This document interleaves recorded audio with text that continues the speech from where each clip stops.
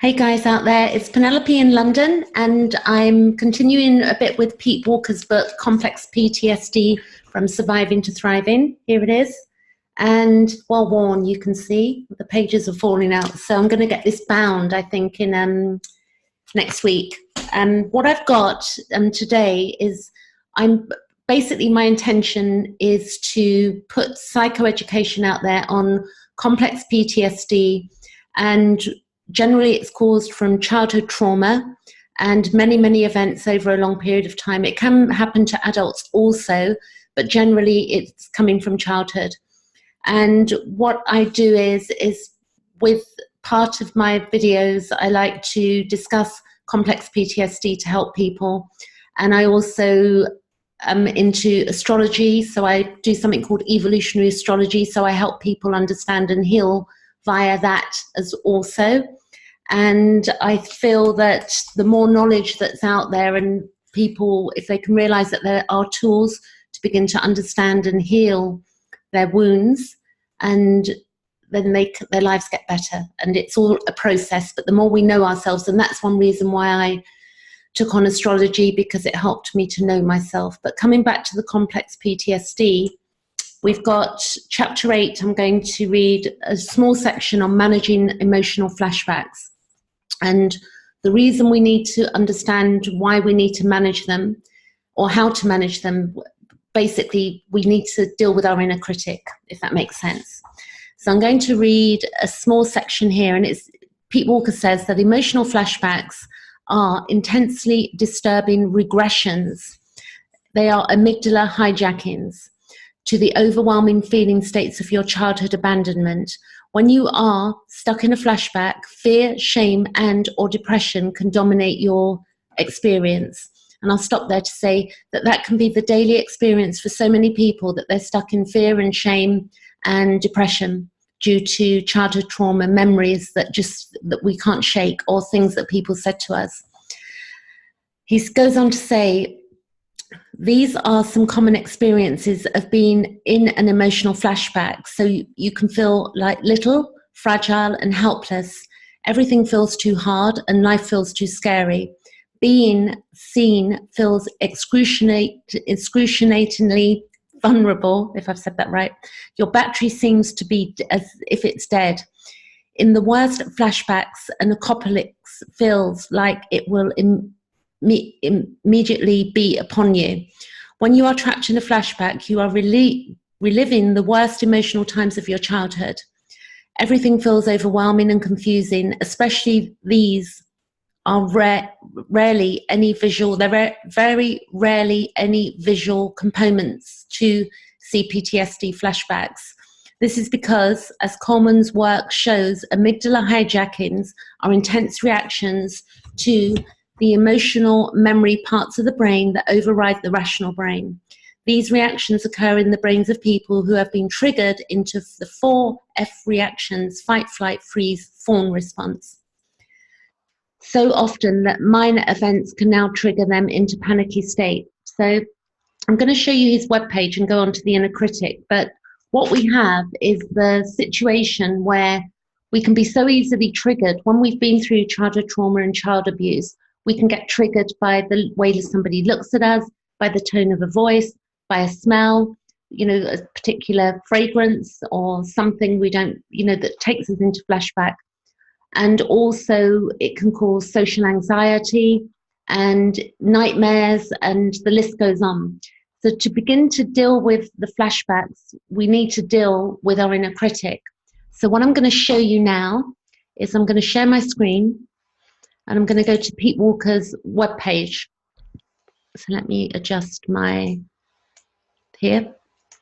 So what we have is this webpage. You can see the link here, but it will be below. And I'm also going to put the link to the 13 steps for flashback management, and the list for 14, the inner critic, shrinking the inner critic, the list for that. I think there's 14 points, but I can't remember.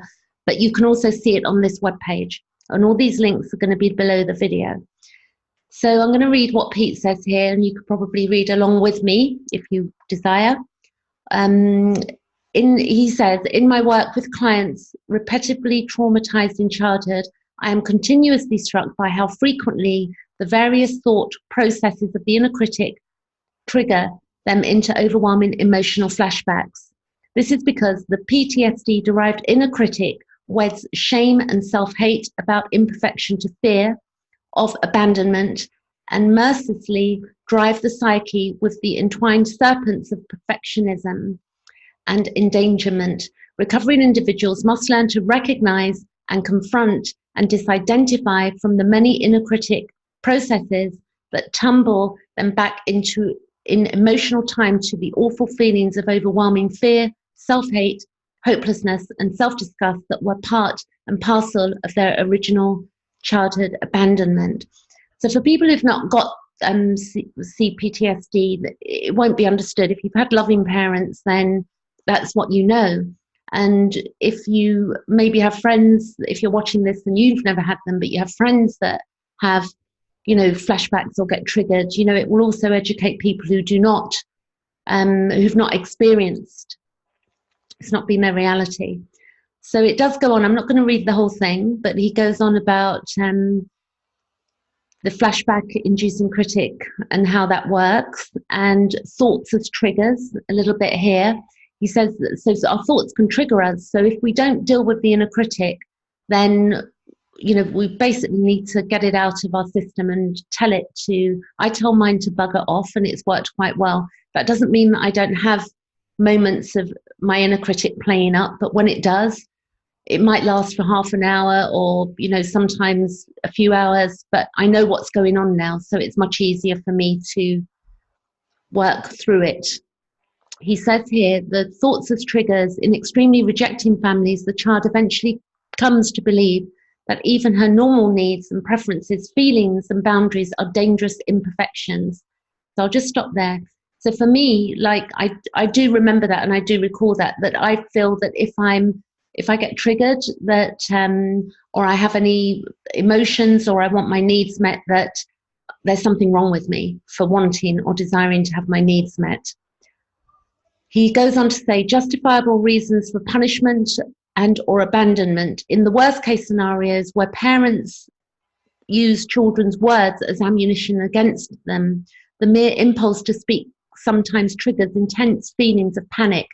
So for a long time, I couldn't speak my truth or what I felt, or if I was in need and I, you know, was feeling anxiety or panic attacks, I'd live those out on my own. I wouldn't go to people for help, but I don't do that anymore.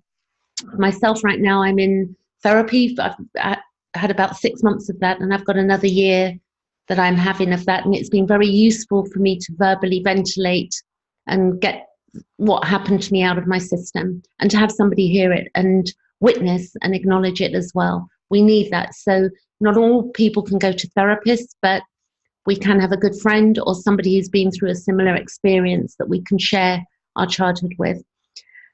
So going on, he says, how could anything the child says not reveal his stupidity and worthlessness and not get him into deeper into trouble and rejection?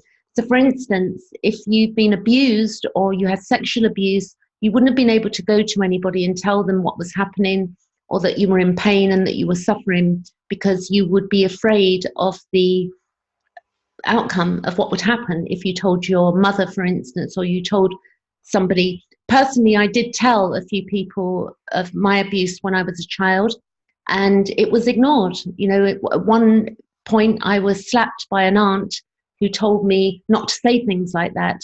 And at that age, I was about 8 or 9, I think, and had my aunt taken on board what I was saying to her and questioned it, it could have saved me another 4 or 5 years of being abused. So, you know, and those memories can make us very angry when we look back as adults and realize that we weren't taken care of properly, and we need to get to healthy grieving on our losses.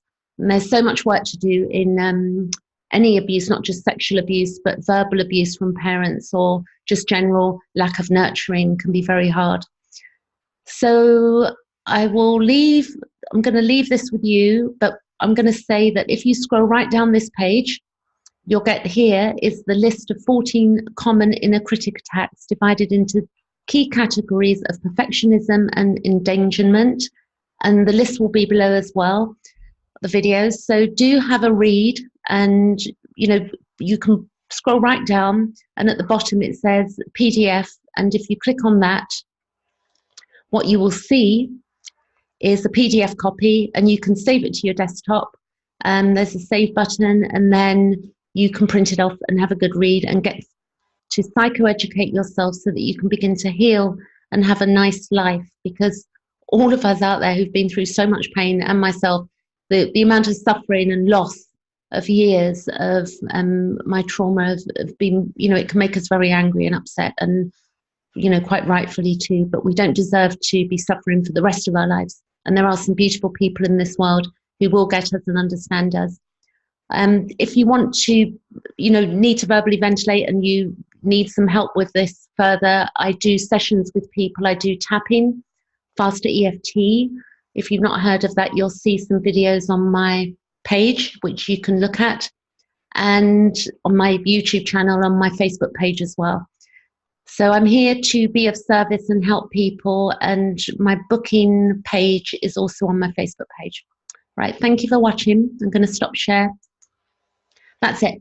Thanks for watching, and I'll be back with a few more videos in the week, so do hit the notification button and also subscribe if you're not subscribed. And if you know anybody who's had trauma, pass this video on to them, because it may save their day.